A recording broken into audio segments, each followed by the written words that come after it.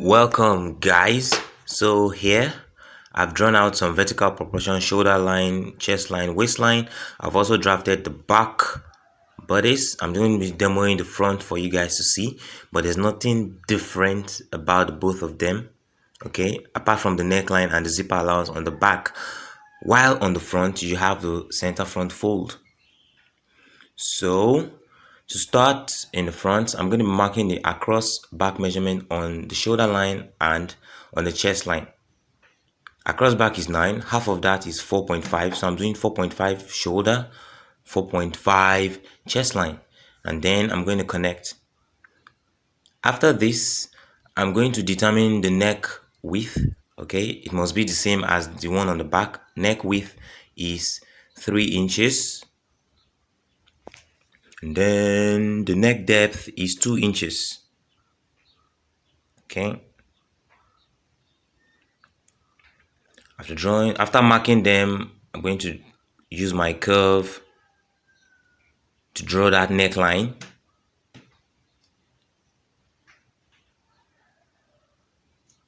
Okay. Then for the shoulder slant, because I'm making this dress for a kid, I'm doing ½ inch. For adults is 1 inch, 1.5, but for kids, ½ inch is just fine. So that's the shoulder slant there. And then on the chest line, I'm going to do quarter of chest circumference. And on the waistline, I'm going to do quarter of waist circumference, because this is a kid. She's about 5 years old. There's no dot. Okay. And the waistline and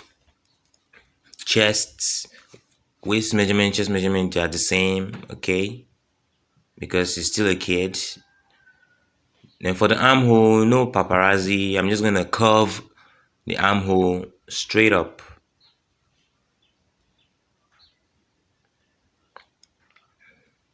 And the back as well. And then I'll add seam allowance. All seam allowance has been added, so I'm just going to cut out. So the bodice is going to look like this. So I'm going to measure the length of each of those flanges. So on the front, I want it to be about 3.5. Yep. So I'm going to multiply 3.5 times 2, because it's going to roll onto the back armhole. So that's 7 inches. So take a look at it here. 3.5 times 2 is equal to 7 inches. Okay, that's the length of the flange. Then 7 inches, you're going to be multiplying the 7 inches either by 2 or by 3, depending on how full you are doing yours. But I'm going to be multiplying mine by 2 so that I'll gather it back to 7. So to draft it, you need a paper like this. You're going to place it on fold, like so. Where you have the fold is going to be the shoulder. Okay, the part that rolls over the shoulder from front to back. So from the shoulder, I'm going to mark about 7. And then for the width of the flange, I'm doing 3.5.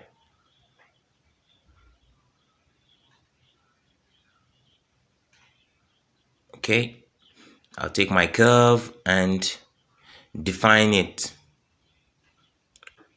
from one point to another, like so.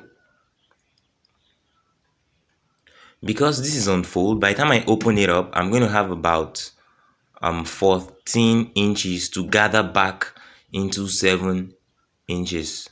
So I'm just going to cut out.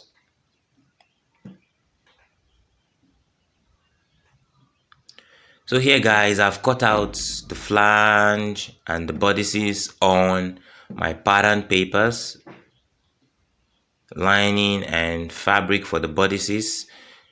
Then I also added allowance to the flange because I'll be turning with bias hemming, and I'm also going to be sewing the flange into the armhole with 0.5 of an inch.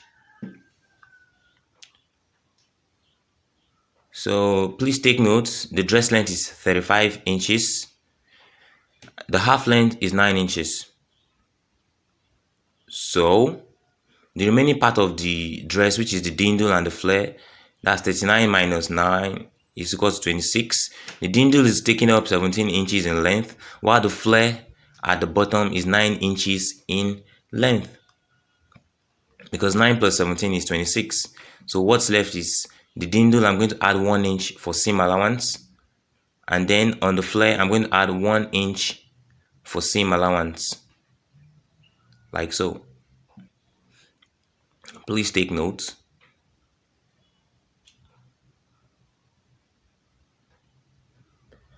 So for the width of the dindle and the flare, the width of the dindle is 68.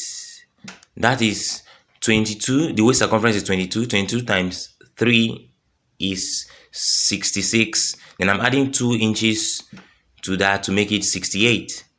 And then the flare is 10 by 206. How did you get 206? 68 times 3. Okay, so this is the dindle here. I folded it because the camera cannot capture everything, but the width of that is 18 by 68. That's the dimension. And the dimension for the flare below is 10 by 206. Obviously, you are going to join fabric. If you are working with limited fabric like me, I'm going to be having joining, but the total when I join is 206 inches to be gathered back into 68. And then here I have belts. Okay, so the dimension of the belt is about 6 inches. I'm going to fold this and sew. So to start with the bodies, I'm going to be sewing front and back bodies together at the shoulder, right sides on right sides, and I'll be sewing with 0.5 of an inch.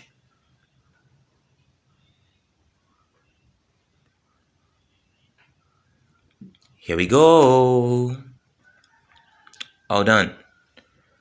I also repeated the same thing on the lining. So I want to sew the neckline because I'm lining. But if you're not lining, you are going to use bias to turn the neckline, and then you're going to sew the flange to the armhole and then knitting it up with bias binding or overlocker. But because I'm lining, I'm going to place my lining over the bodies, right sides on right sides, making sure that the neckline aligns, the shoulder aligns, like so. And then I'm going to sew with 0.5 of an inch all around. Okay, all done and neatly pressed. So the next thing is the flanges. I'm going to run gather stitches because I'll be sewing them into the armhole, so they need to be gathered back to 7 if you remember the measurement. So I'm going to run my gather stitch now here. But before I start gathering this, I'm going to take my bias tape and I'm going to bind the edge, because it's easier to bind the edge when you haven't gathered than when you have gathered, because it's going to be scrunching up. So at this point, I'm going to fold the flange into 2. I'm going to notch that center point there. That is the point that is going to be aligning with the shoulder tip of the bodice. Yep. So right now, the flanges have been gathered. It's time to sew them to the shoulder. Okay, so I'm going to place this right sides on right sides, making sure that that notch aligns with the shoulder. Can you see what I'm doing? Yeah. So you have 3.5 in front, 3.5 at the back. I'm going to pin and I'm going to sew the flange to the armhole. Okay. Remember, if you're not lining, then you have to knit in that place with your overlocker after sewing it to the armhole. Okay, I fixed the flanges to the armhole, so they are going to look like this. Next thing is I'm going to be sewing up the belt, because before sewing the side seam, I have to infuse the belt into the side seam. So I'm sewing 0.5 on the belt here. So after sewing, I trimmed off to about 1/4 of an inch of the seam allowance. Next thing is I'm going to open it up like so. Now if you want your belt to look squared off, then just sew straight across like so. But I want mine to, have a sharp point, so I'm going to sew at an angle like so. There way, I've sewn it. So after sewing at an angle, you see all those seam allowance, you see that excess, you're going to trim it off. So about 1/4 inch like that. This is so that when you iron, it's going to lay smoothly. So now I've fixed the belt into the side seam. Notice that when I fixed the belt, I didn't start from the waistline. I came up by about 3/4 inch. This is because we're still going to be attaching the bodice to a dindle, and you don't want the belt getting in the way. So let's move to the dindle.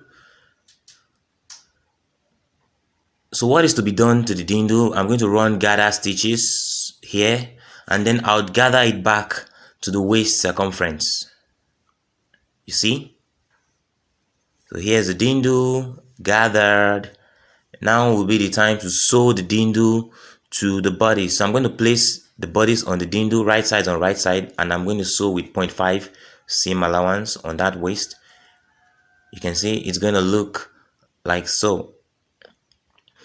The next thing is I'm going to take the flare at the bottom. I'm going to join them together, and I'm also going to run gather stitches. I'll be gathering it back to the hem of the dindle. Okay, so I've done my gathers, I've gathered them back. It's time to sew. So I'm going to place the flare on the hem of the dindle, right sides on right sides, like this. I'm going to pin, and then I'm going to sew all around. Ta-da! Can you see? Can you see? It's all looking good. It's all looking nice. Yeah. So what's left is you're going to overlock this rough seam allowance, or you're going to use bias binding, or you could even do a flat felled seam just to make it look very neat. Yeah, just to make it look neat and presentable for those of us doing ready to wear. Yeah. So what's left is I'm going to place the two center back together, right side on right side, and I'll pin. And I'm going to sew from the hemline and stop where the zipper will stop. So you can see I've sewn the center back seam. The only place left opening is the zipper allowance. I'm going to be fixing the zipper in this opening here. Okay, and then I'm going to turn the hemline with a bias binding, and that will be the end of the tutorial.